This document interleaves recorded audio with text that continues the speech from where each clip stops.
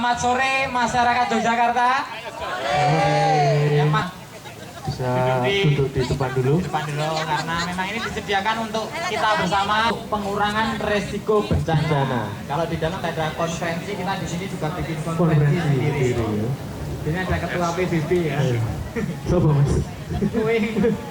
Apa nih konferensi di dalam itu kita kan nggak boleh masuk ya, parkir cuma boleh parkir ya, masuknya nggak boleh ya. Itu harusnya memang disiarkan, diinfokan ke masyarakat lah Lewat TV. Nah, TV masa Sehari-hari ini kita mau ngapain aja sih gitu. nah, tadi setelah dibuka oleh penampilan dari teman-teman komunitas Malioboro, Iya. nanti ada ngobrol-ngobrol santai karena memang tujuannya untuk ngobrol-ngobrol santai tentang pengurangan resiko bencana. Ya betul sekali. Lalu ingin mencoba apa mengisi acara, mengisi hiburan boleh, atau musik boleh, apapun boleh, sulap boleh, konferensinya disulap hilang itu boleh. Pergabungan yang dipandu oleh Mbak Rani. Silakan Mbak. Baik, Bapak Ibu sekalian dan adik-adik, karena tadi saya melihat ada adik-adik. Bapak Ibu, kita akan dialog santai begitu. Saya ingin tahu begitu bagaimana tanggapan Bapak Ibu sekalian tentang konferensi ini. Kemudian karena temanya konferensi ini adalah penguatan kapasitas lokal untuk pengurangan risiko bencana. Jadi sampai saat ini sudah sejauh mana kapasitas masyarakat gitu ya, khususnya untuk daerah-daerah yang memang rawan bencana. Nah, Pak Heri mungkin bisa memberikan kesannya terhadap pelaksanaan konferensi ini seperti apa, kemudian pengharapan Pak Heri ke depan bagaimana, Monggo Pak. Ya, saya kira mungkin kita mencoba memaknai konferensi ini ya.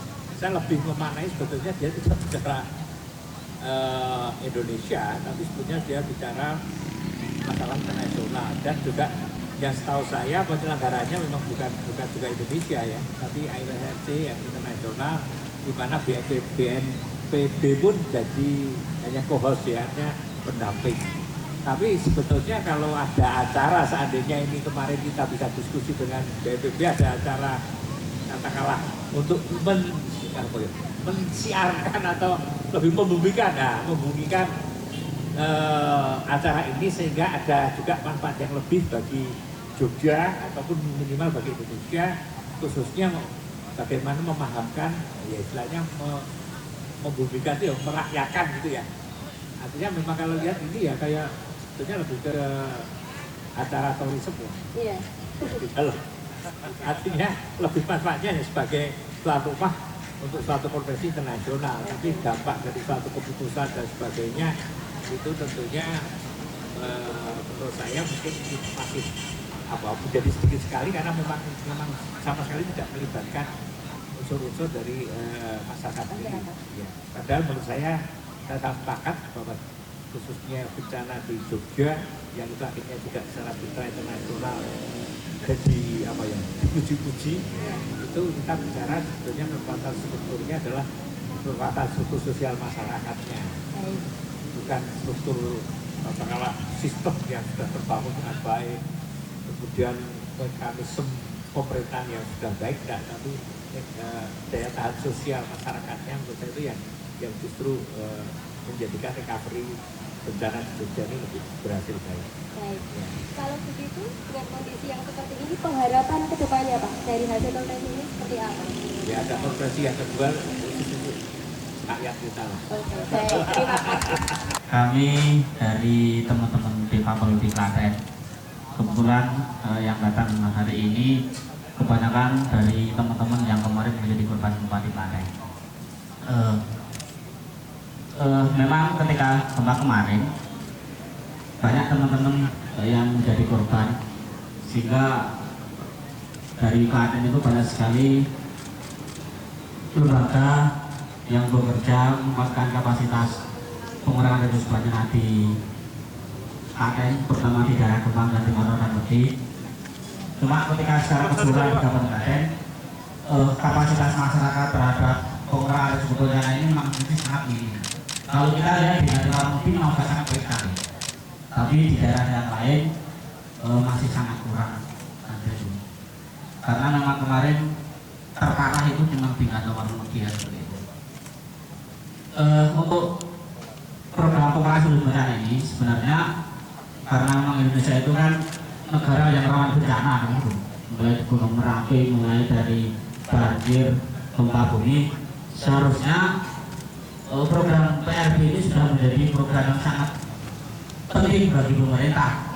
Ya, kalau bisa bagaimana ini menjadi kurikulum kalau saya, kurikulum di sekolah, sehingga secara dini masyarakat mulai dari sekarang sampai mungkin kali ini menjadi kurikulum sekolah 30 tahun yang akan datang atau mungkin 5 tahun yang akan datang masyarakat paham akan PRB ini. Tapi kalau hanya sekedar sampai seperti itu tidak pemerintah hanya sepotong-sepotong, tidak ada sistem yang mengatur terhadap RBI sehingga masyarakat juga diberi besok apa lagi. Tapi kalau itu terus masuk ke dalam sistem pendidikan, itu akan lebih efektif untuk masa yang akan datang. Baik, terima kasih Bapak. Apakah teman-teman dari saya selama ini mengalami tantangan gitu, mengalami hambatan, kesulitan, khususnya untuk bisa terlibat dalam upaya-upaya pengurangan kesulitan? Masalah itu sebenarnya teman-teman masih sangat minim ya untuk pengetahuan untuk memulihkan kondisi mentalnya itu kan dari normal menjadi difabel itu sangat berat untuk apalagi untuk menjadi bangkit atau berani memasyarakat kembali gitu loh, itu masih sangat kesulitan. Cuma sebagian saja yang mampu mengubah itu. Sebagian memang sudah ikut terlibat ya, cuma kan memang keterbatasan mungkin ya untuk masalah-masalah transportasi, untuk yang hal-hal yang lain kita kan kesulitan seperti kita ini. Terima kasih Bapak. Panjenengan saking pundi, Mbak? Saya dari Boyong, Mbak. Kebetulan desa kami ada di KRB 3. Saya menyayangkan aja bahwa konferensi ini sebenarnya kan untuk meningkatkan kapasitas masyarakat dalam PRB ya.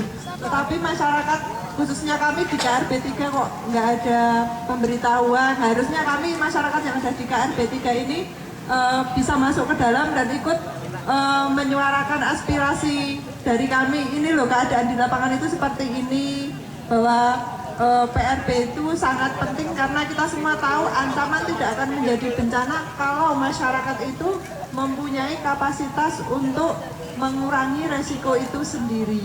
Itu aja, Mbak. Bapak panjenengan saking pundi, Pak? Saya dari kota yang paling kering di Gunung Kidul, Mbak. Gitu. Jadi kalau soal PRB itu di tempat kami sudah biasa, soal kering itu. Jadi menurut saya ini ada ilustrasi yang menarik ketika rakyat itu siap atau tidak. Coba Anda lihat, ketika payung putih itu ditebarkan kemudian menjadi lebar. Saya melihat bahwa kalau ini adalah sesungguhnya perbuatan rakyat dan tidak bisa diabaikan. Ini kan sangat sederhana. Ini bertahan sampai kita mati pun masih bisa dipakai untuk berlindung. Artinya itu ilustrasi bahwa rakyat itu ketika melakukan sesuatu sudah mampu untuk melakukan pengurangan resiko bencana. Nah, menurut saya, coba orang yang sekarang berlalu lalang di jalan itu, tahukah mereka tentang pengurangan resiko bencana? Tidak tahu. Itu karena pemasyarakatan terhadap pengurangan resiko bencana itu tidak ditempatkan sebagai posisi yang pertama supaya rakyat berdaya, sehingga dalam kurun waktu Indonesia ini tidak aman dalam bencana. Kemudian masyarakatnya selalu biasa bahwa bencana itu sesuatu yang biasa bagi saya. Ketika rakyatnya siap siaga terhadap bencana, dan ini menjadi tanggung jawab kita semua. Saya yakin bahwa Badan Nasional Penanggulangan Bencana sudah ada, BPBD sudah ada. Apakah itu tidak ada artinya? Sangat berarti. Tetapi lebih berarti ketika itu sampai kepada rakyat dari hari ini sampai yang akan datang. Itu saja. Terima kasih.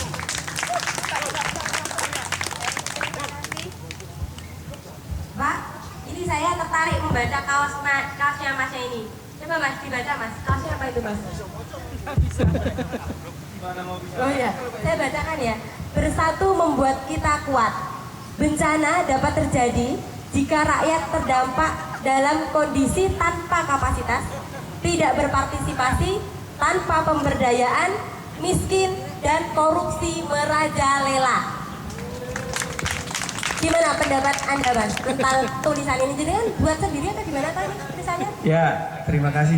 Saya Aan dari Jaringan Rakyat Siaga Berdaya Indonesia. Apa yang tertulis di kaos saya ini sebenarnya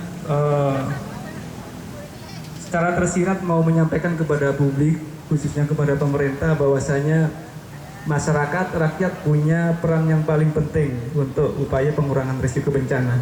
Oleh karena itu pada hari ini, mulai dari kemarin sampai lusa, ketika rakyat tidak dilibatkan atau terlibat secara langsung dalam konferensi ini, saya kira perlu dipertanyakan kembali. Sebenarnya konferensi untuk upaya PRB ini ditujukan kepada siapa? Kesejahteraan ini untuk siapa? Saya kira itu. Terima kasih. Menurut romo-romo yang ada di sini tentang pelaksanaan konferensi ini, apakah romo menjadi yakin begitu bahwa hasilnya nanti itu memang benar-benar bisa dirasakan oleh rakyat? Kalau mendengarkan pidato Bapak Presiden, saya merasa ini baik sekali, ya, dalam arti untuk tataran tingkat tinggi itu sesuatu yang indah karena mengakui akan adanya kapasitas dan kebijakan lokal dan cara-cara lokal untuk mengatasi PRB. Tetapi apakah pandangan Bapak Presiden ini bisa sampai ke provinsi, bisa sampai ke BPBD, bisa sampai ke kecamatan? Nah, ini lagi harus kita kawal. Seringkali kita bicara soal komunitas, soal masyarakat, tetapi masyarakat hanya diajak untuk mengetahui masalah mereka dan akhirnya orang luar yang menjalankannya. Dan ini kalau orang luar dari masyarakat ya selesai. Mengapa tidak masyarakat diberikan peran yang utuh, peran yang artinya itu utama, sehingga kita pergi masyarakat masih mampu untuk melaksanakan PRB ini. Ya, saya harapkan bahwa lokal community itu dimaksudkan ialah memperkuat masyarakat ini, memberi tongkat pembangunan, memberi tongkat cara-cara pengurangan risiko bencana, sehingga mereka sungguh mampu untuk melaksanakannya sendiri tanpa bantuan lain belum datang pun mereka bisa mengatasinya. Saya kira ini harus kita kawal bersama, bahwa masyarakatlah yang menjadi aktor utama di dalam pengurangan risiko bencana, bukan yang lain-lain, karena mereka lah yang menghadapi saat itu, menghadapi situasi itu, dan mereka mempunyai kemampuan untuk mengatasi itu. Terima kasih. Baik, terima kasih banyak Romo. Namanya siapa? Nama saya Billy, asal dari Nusa Tenggara Timur. dari Nusa Tenggara Timur. Oke, tepuk tangan. Yang satunya? Nama saya Sandro dari Nusa Tenggara Timur. Dari Nusa Tenggara Timur juga. Waduh, hebat-hebat. Adik-adik ngapain di sini, Dek? Ikut ibunya? Oh enggak, jadi ngapain? Ikut kegiatan PRB. Ikut kegiatan PRB. Bisa diceritakan hari ini atau kemarin adik-adik ngapain aja di dalam sana? Kami menceritakan pengalaman yang telah dilakukan di daerah kami yang berkaitan dengan PRB. Oh, menceritakan pengalaman. Bapak Ibu ingin tahu ya pengalamannya seperti apa begitu ya? Coba adik bisa ceritakan pengalamannya seperti apa sih? Yang diceritakan apa? Yang diceritakan kegiatan kami di daerah